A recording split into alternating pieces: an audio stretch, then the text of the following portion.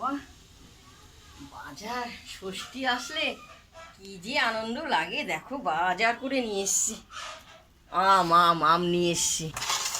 তো দেখো কত আম নিয়ে আসছি। এই দেখো এগুলো সব আম দেখতে পেয়েছি।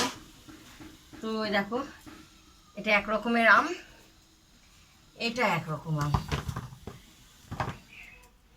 দেখতে পেয়েছো কতগুলো আম নিয়ে এসছি। ষষ্ঠী আসলে কি ভালো লাগে বাজার টাজার করতে, নানা রকমের। তো এখানে দু রকমের আম আছে। তো দু রকমের আম, এখানে 15 কেজি আম। আজকে শনিবার, আড়তে গিয়ে 15 কেজি আম নিয়ে এসেছি। কালকে যে ষষ্ঠী, জামাই আসবে, কত নানা রকমের বাজার করব, আনন্দ করব, খাবো দাবো। দেখতে পেয়েছো এগুলো।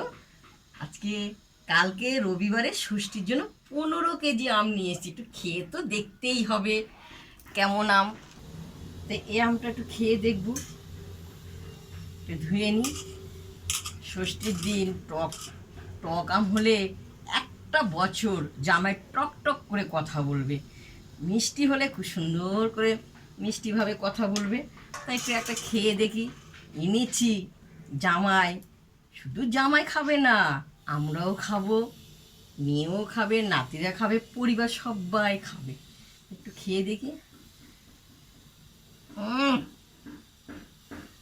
এত মিষ্টি, দেখলেই বুঝতে পারবে এটা মিষ্টি। বুঝতে পেরেছো? তো আজকে আমি 15 কেজি আম নিয়ে এসেছি আড়তের থেকে। তোমরা এই আমের দামটা যদি শোনো পুরো অবাক হয়ে যাবে। কত জানো? 150 টাকা নিয়েছে, 15 কেজি। তোমাদের ওখানে সস্তা আছে? আমাদের এখানে আমি সস্তা পেয়েছি, নিয়ে এসেছি।